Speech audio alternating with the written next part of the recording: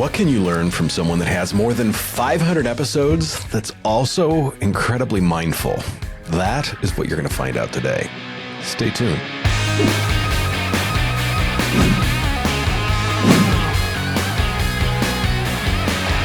Agi, thanks for coming on. First off, we'll get into like what you do, but you started in dentistry and are now in podcasting. I don't see many connections between the two of those, except for the fact that the words have to make it past the teeth to get out there. Where'd the pivot come from? How's the pivot? Yeah. Now that you say it, I don't see the connection either. I suppose it is how life guides one in a journey. So it doesn't necessarily mean that because I've walked a path in a certain way, I will need to carry on in a similar direction. So the pivot came in my early 40s, when I entered that period of, let's call it reinvention, in midlife, when I realized that dentistry, which I had been doing for, about 20 years up to then, was not something that I wanted to do for another 20 years. I had lost my passion, my motivation. And that led me, along with, the midlife changes that I referred to earlier, it led me to personal development as a way to understand myself, understand why am I, like this? Why am I not happy with my job, etc. So one thing led to another. Personal development led me to, events, some beliefs that got exposed and changed. Then public speaking, which was, my biggest fear up to then. And eventually, naturally, the podcasting came as something that I thought, oh, this is so interesting. It reminds me of radio. So, I started in 2018 completely as a hobby, just as, out of fun, to explore this thing that fascinated me. It's a wild swing. And as someone that is experiencing some of those midlife, like, what the hell am I doing here questions? I get it.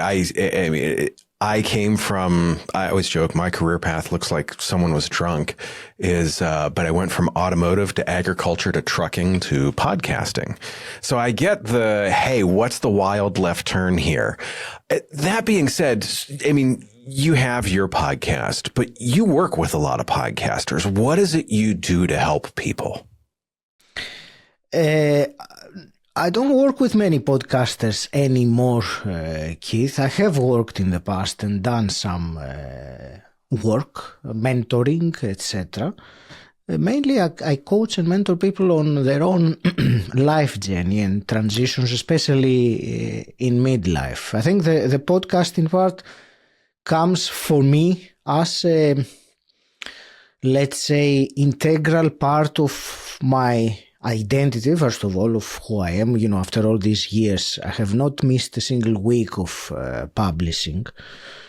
And, also much of my current knowledge and experience and ability to communicate and so on come as a direct result of me podcasting for all these years, both mainly as a host, but also, coming to great podcasts like yours over the years.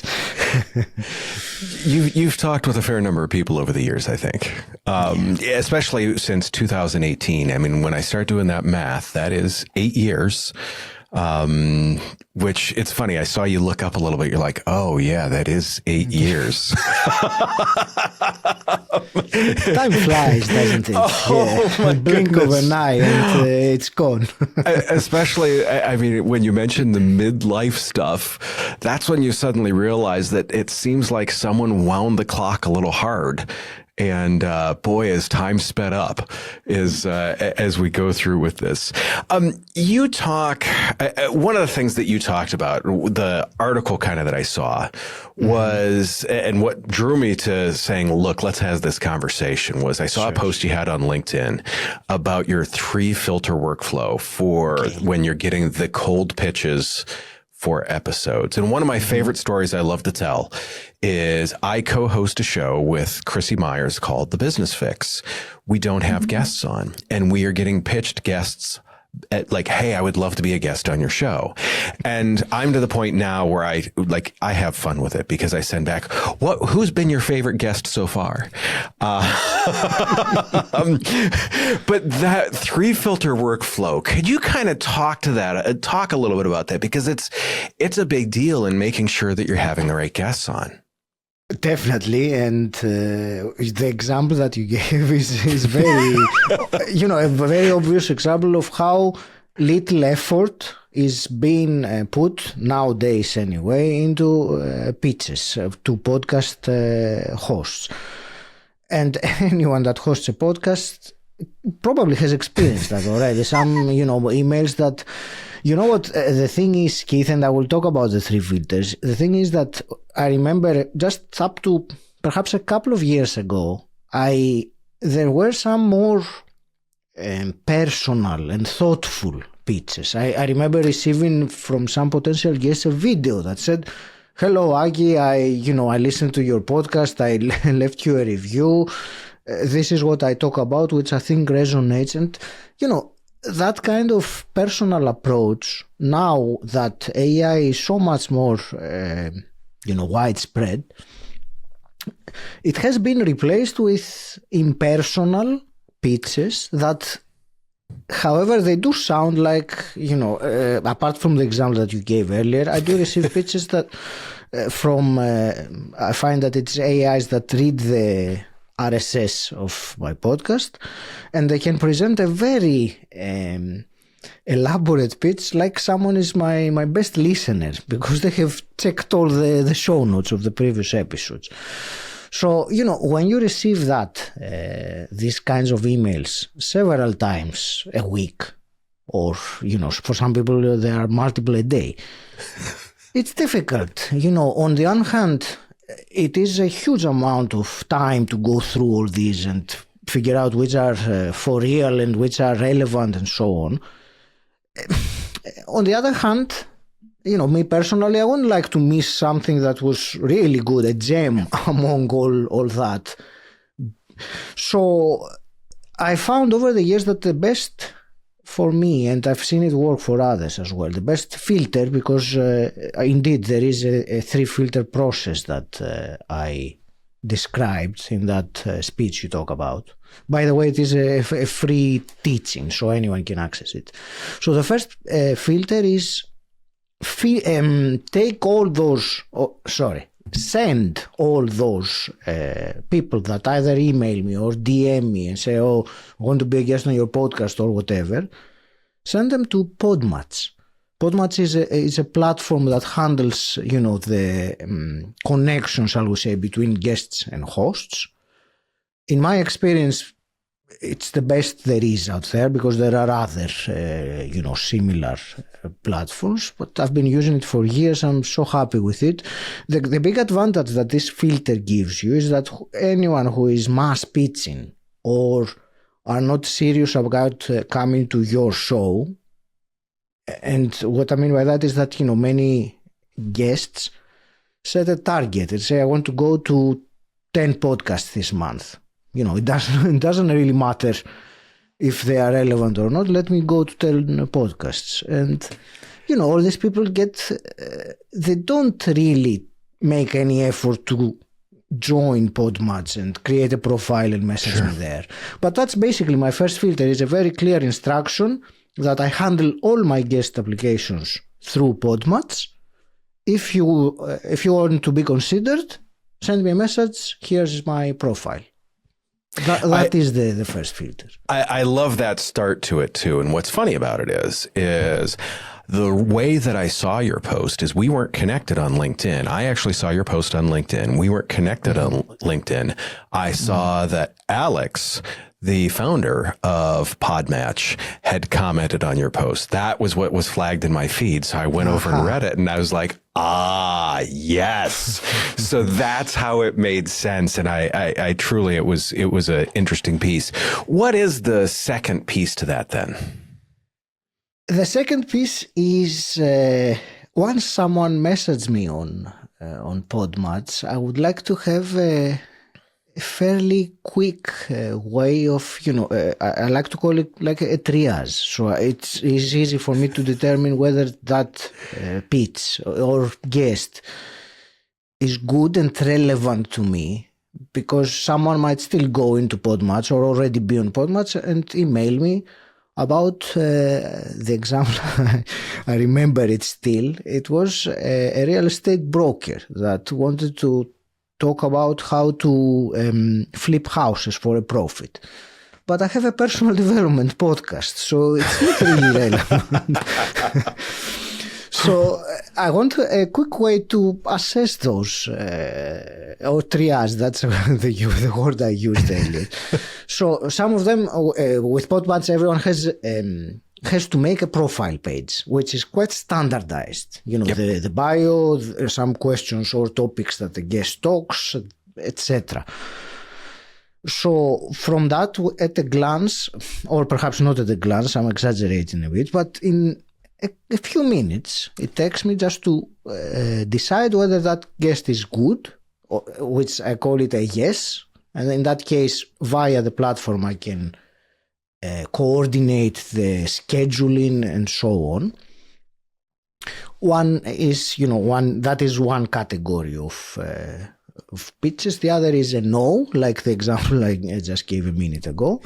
And there is a third category, which is right in between. It's not a clear yes, it's not a clear no. And these people, I use the third filter, but I will take a pause here in case you want to expand on anything more. No, I'd love to talk about that, because then the next thing that I want to get into after that is like how you feel how important the right guests are. So yeah, let's hear the third filter if we could real quick, and then we'll go into that. The third filter very quickly is if I'm unsure about a person, a guest, I ask them to listen to a couple of episodes of my podcast and get back to me. I say, listen and tell me what resonated. That really makes it easier to understand, because someone serious will listen and say, Keith, I came back and, sorry. They will say something that is relevant to my podcast. So, yeah, I will keep it short and succinct. That makes sense. And I feel the same way about it, because there's in many cases where I am getting pitched stuff and I'm like, we're a podcast for podcasters.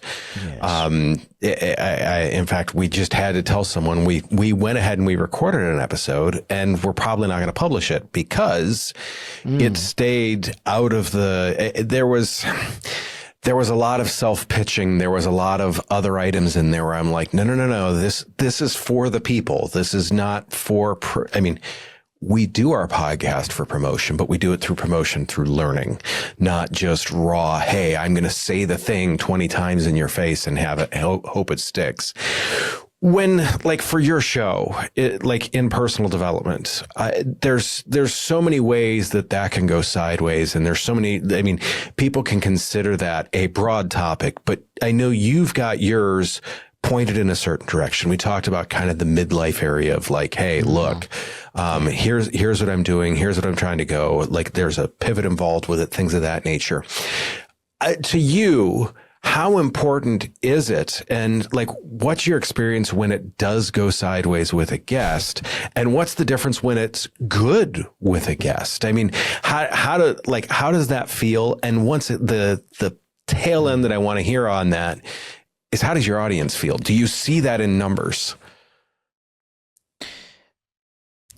Josh, I had also not published interviews that I've done, because of the exact same reason that you said, because the guest was all about telling that one of my clients did this and with another person I worked with did that. And that was, it was really not the kind of output and outcome I want to have from the conversation. That is always, for me personally, it is to inspire the listener to take some action to improve their lives. So by listening, the achievements of someone, people don't care about that. They care about themselves, what's in it for them. Yes. So, the importance of a guest who understands that is it is one of the things. I see it more with inexperienced podcast guests, because the more experienced ones, the ones I have seen that they have been to many podcasts, they realize that they are not there to pitch what they do or sell or say. They are there to serve the audience of the podcast. And the guests who don't understand that make for a conversation that is not fulfilling the purpose that I would like it, to fulfill.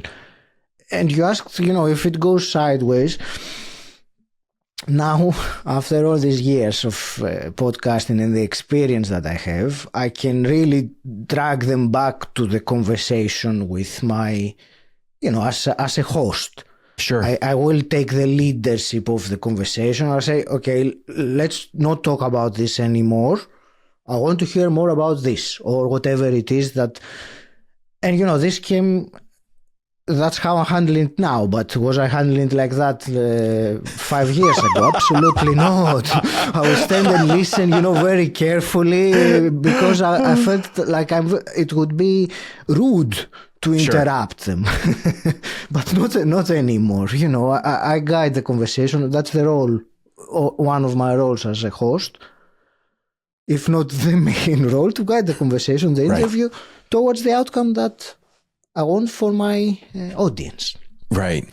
From the aspect of your business and how you do things, when you have guests on, is that to educate you? Is that to educate your audience? Is that for when you have a guest on, what is your typical goal with them? To me, it's always interesting to hear, because people have different motivations for it. For sure. Look, learning firsthand, it is certainly, that was the reason when I first started doing interviews, I realized how much direct learning opportunity there was, because all these people, especially at that time, were experts in an area that I didn't know much about and I would like to learn more about. So I had the opportunity to directly ask them the things that I wanted to learn. Over time, of course, this became more, not just what Agi wants to learn, but what would the listener of Agi would like to learn via the conversation. So the objective for me, and I mentioned it earlier, is always for my podcast, when I do an interview, to inspire my listener to take some kind of action, not just to listen to it and say, oh, that was a nice podcast I heard, and not do anything with it. Because we don't grow that way. No. We can consume all the information there is, but, to know and not to do is not to know. Oh, to know and not to do is not to know. I like that. I may have to use that one. That being said, and I'm going to ask this question two different ways. I have a tendency to do that quite a bit there.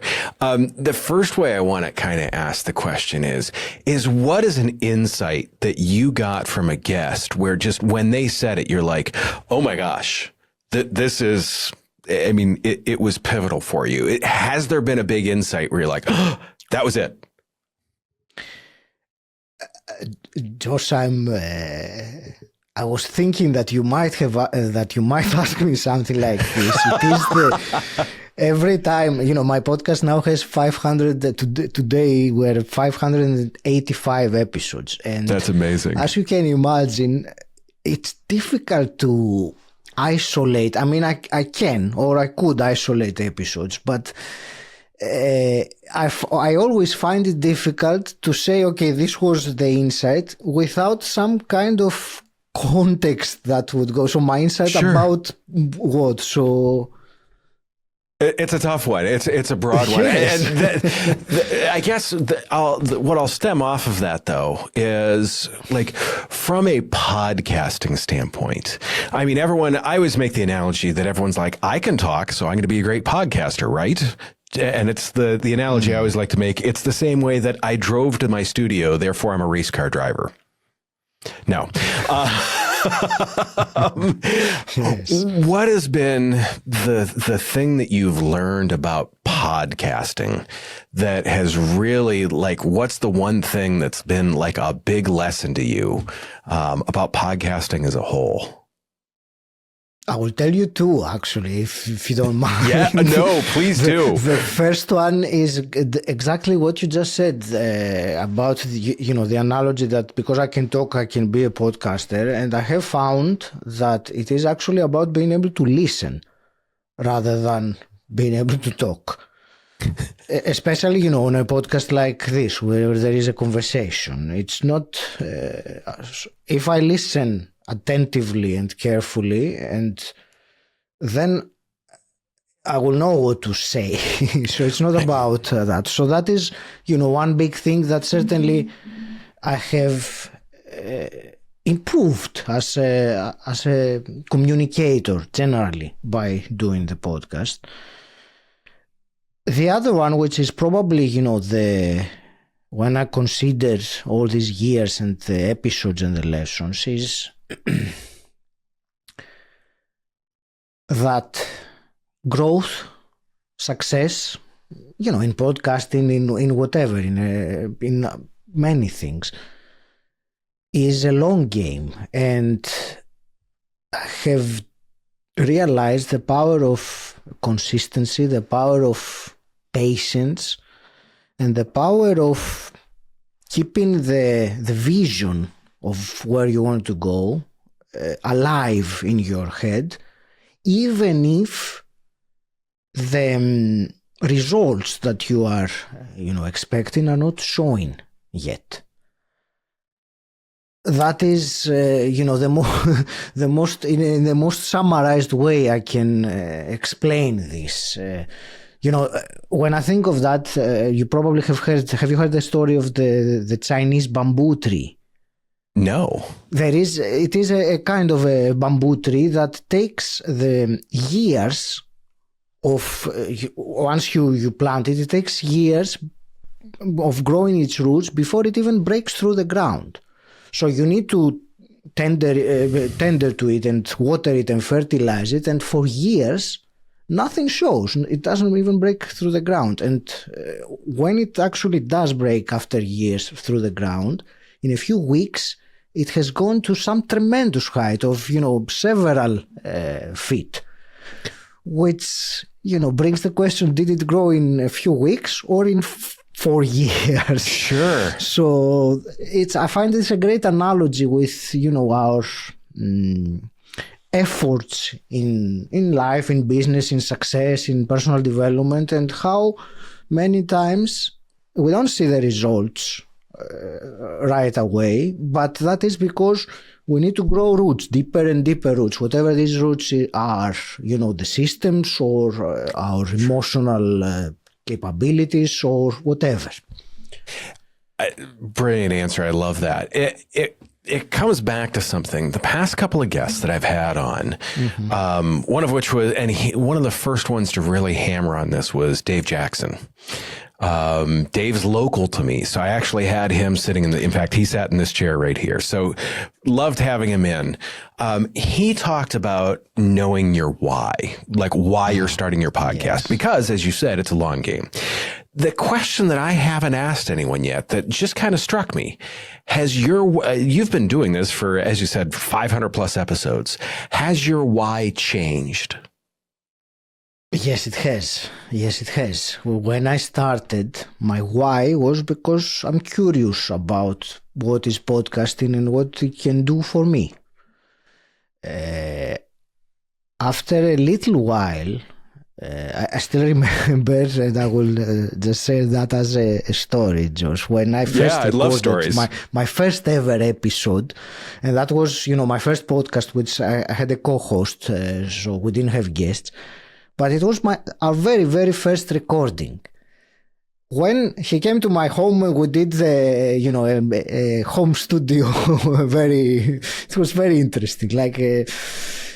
And we recorded a few episodes, and after he left, I had a buzz that, I was elated. I had a buzz that lasted for many hours, like I was, on top of the world.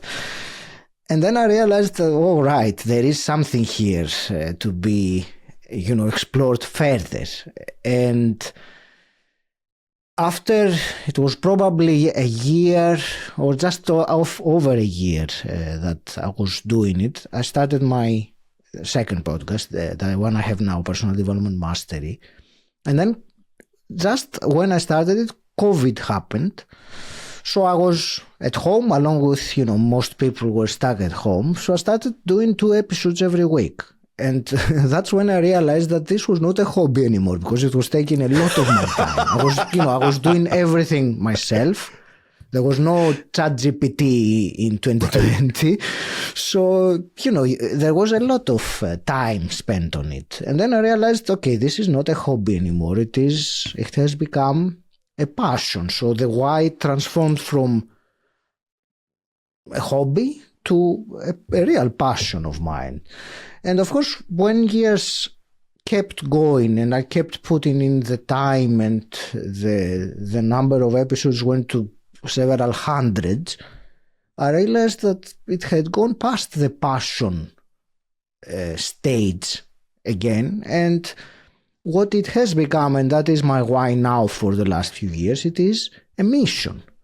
It is certainly a part of my purpose, of what I bring, to this world with what I'm doing, sharing my gift, if you want to call it like that, my unique abilities. And podcast is a part of my purpose. So definitely has. Thank you for this question, and I'm glad that I am the first one you asked it. So. No, it's interesting, especially because the depth that you've had with this, to me, it's one of those things that struck me is there's a lot of people that have been in this for a year, a couple of years, things of that nature. Mm-hmm. I mean, we've been editing podcasts for 7-8 years now. I didn't even start mine until about 2 years ago. So same idea with that. It's that you've been on this long journey with that. With that, I want to go to the mission piece of it. It's a beautiful segue that you gave me into this, because you've stated that your mission is to ignite growth. How do you see that moving forward with the podcast? How are you going to help ignite growth for people with the podcast as we move forward? Thank you. Thank you for the phrase "ignite growth." It is a nice take on it. How I say it is inspire positive change, but ignite growth sounds very, a very nice other way of sharing it. The podcast has the ability to reach different people, different parts of the world at different times. So the episodes from 2020 are still there. Someone might find this. I was checking the other day, I get an email from a service that I have that shows me if the podcast is on on charts, the Apple Podcast charts. And I saw it was in Nigeria.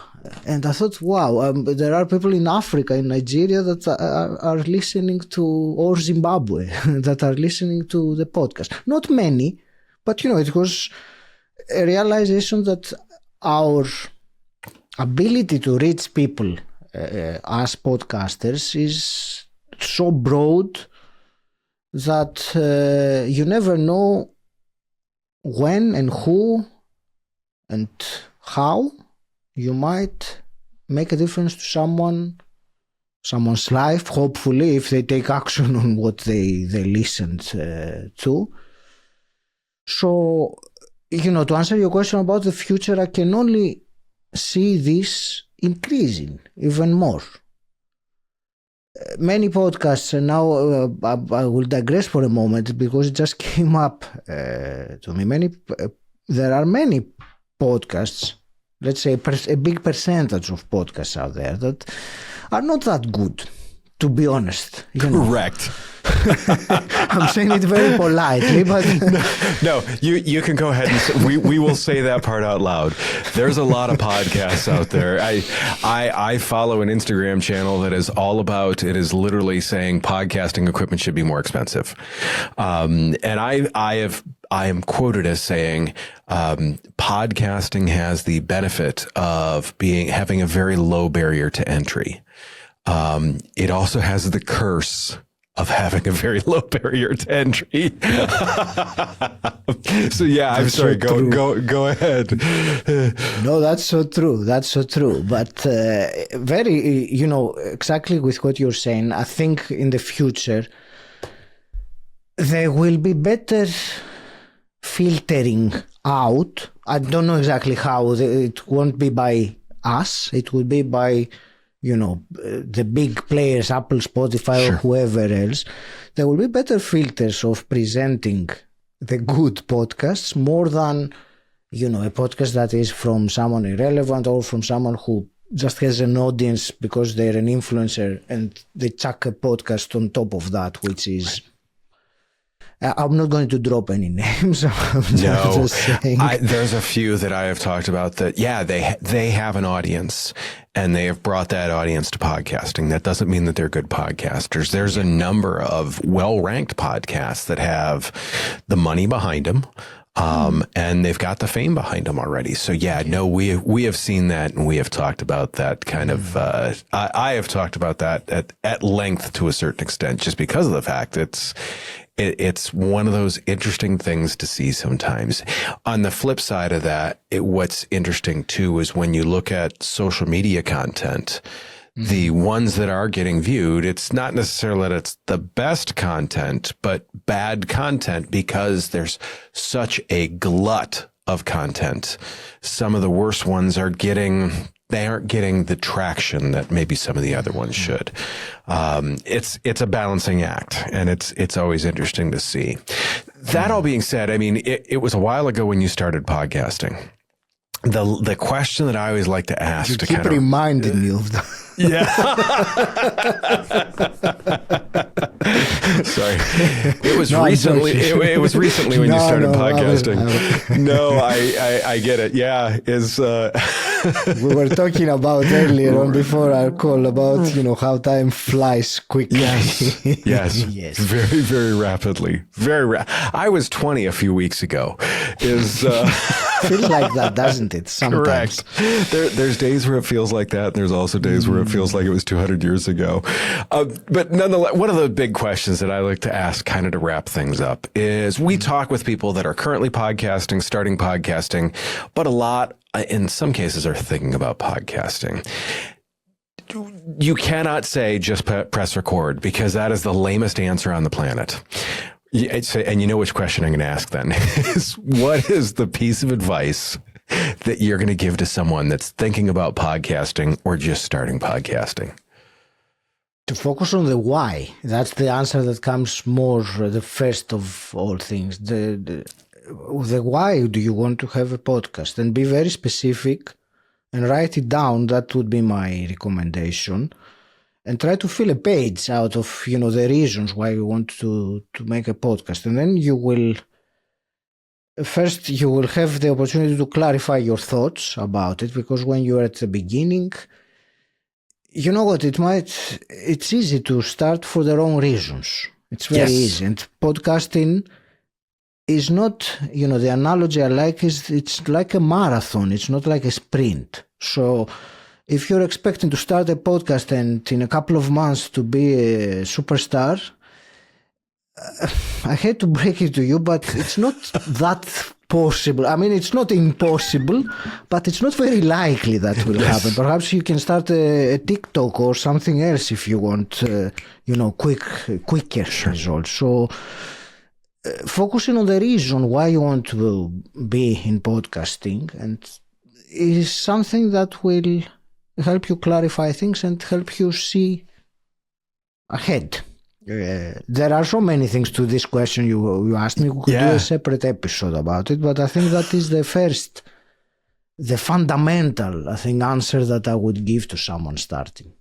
I absolutely love that. Agi, thank you for the time today. Where can people find you if they want your podcast, they want to connect with you? Where can people find you?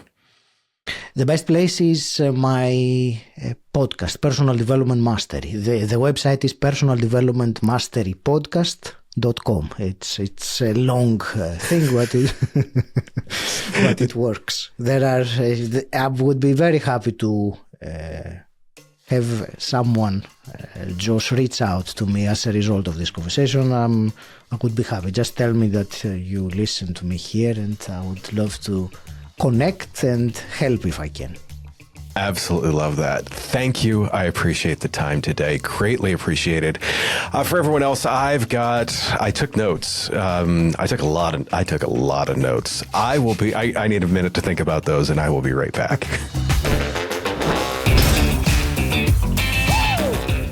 Oh, do I have notes? First off, what a great guy, what a great personality and everything like that with it. There's a couple of things that I have here on my computer screen right in front of me. The one that we talk about all the time, it's long game. Don't podcast and think you're going to have 3 million listens next week. You're not. Unless you've got the budget to put behind that, or you're already brilliantly famous. It's just not going to happen. Podcasting is a long game, like so many other things in life. But that's why you should start building it yesterday or today. If you haven't started building it yet, today is the day that you should start building it, because it is that long game. Long games are all about showing up consistently. If you lose that consistency, guess what? You're just not going to get that growth. I'm going to equate it to going to the gym. You're not going to get muscles by showing up to the gym like it's 7 days, then you skip 7 days, then you show up 2 days, then you wait 5 days, and then you show up 1 day, and then you go all the next 7 days. No, that's not how it works. It's coming up with a consistent schedule over time, which takes patience. That's another point that Agi talked about there. It's having the patience to know that this is the long game and tethering it to the why. Now, I was very specific in asking him about, has his why changed? And he says it has. And I loved his answers on that, because he gave me the path of why his why has changed a little bit. But once again, what was interesting is it was more of an evolution of his why instead of a hard change. There wasn't a point where he said there's a pivot in the why. He said it's developed. To me, he's mentioned the why. So many people have mentioned knowing why you're doing this. If you're like, I want sales next week is your why, podcasting is not going to be the way to do this. If you want to build a long-lasting, long-term expertise of, by, and for your business, podcasting is an absolutely amazing way to do it. He gave the example of that bamboo tree, and that's something that I haven't had the chance to go look it up yet, but I'm going to look that up, because to me, what a great story, what a great analogy. It spends a ton of time growing under the ground before it finally sprouts up and everyone sees it. It's like, oh, hey, look at what just sprouted up. No. This has been in the works for a long time. This is coming. This is growing. There's a growth that you don't see when it suddenly sprouts up. Most podcasts that we see, that we work with, they do the same thing. They stay real low, and then they start to pick up, and you see this building, and then there's this exponential growth for a while. That's the same as that bamboo tree. The thing that I like too is he talked about that buzz that you get from podcasting. We recorded this fairly early in the day. a conversation like this truly gets me smiling for the entire day. I've met someone new. I've learned from someone new. I've gotten some really cool information from them. How can that not set you up for a great day? It's one of the reasons I typically like to record in the morning because, once again, I mean, this is a good day. He said with his why, it went from just we're doing this to a passion. It went from a hobby to part of the business. Then it turned into a passion. Then it turned into a mission. That mission piece, that to me is so valuable because like passion and mission, I feel like they're adjacent terms, but mission is like, this is something I am trying to accomplish. I am working on something hard because I'm trying to accomplish it. The fact that he has that as his mission, to me, that's so cool. I mean, it truly is. He has learned some hard lessons. He has spent some time making sure that he has learned the things about what he's gone through. And he is taking those lessons, distilling them down and passing them on to other people. Something that I heard years ago is a smart person learns from their mistakes. A wise person learns from the mistakes of others. He is helping to distill some of that information, some of those mistakes that he's made and then he's learned from others. And he's distilling that for other people. To me, that's an awesome mission to be a part of. Making lives better. How can you go wrong with that? Truly. The last thing that I really want to talk about, and this is your call to action for the day. Knowledge without action is not knowledge. When he said that, I can't believe I've never heard that before, but 100% true. Knowledge without action is not knowledge. What good is stored knowledge unless you're putting it into action? With that being said, take some of the things that you've learned from Agi, take some of the things that you've learned from other people that we've had on the show. We've had some great podcasters on the show. We've had some great podcast production company and like voice people on the show. Take those things, learn from them. That's why we do the show. I want to make sure that you are learning from this, that you are able to pick these things up and carry them on. Once again, the smart person and the wise person, they learn two different ways. And that is why we bring people on the show. If there's someone that you'd like to see, do me a favor, hit us in the DMs, comments, leave us a review. I would love for you to leave us a review on Spotify or Apple Podcasts or just wherever you're listening to right now. Would mean the world to me. Also, as I said, follow. We've got a lot of followers, but it's a low percentage of people that are following as compared to the ones that actually listen on a weekly basis. And it's interesting. I don't know how you guys are finding the podcast, and I'm so glad you are, but hit the follow button. I would love to talk with you and learn with you every single week. Do me a favor. Take care of yourself if you can. Take care of someone else too. I will see you very, very soon.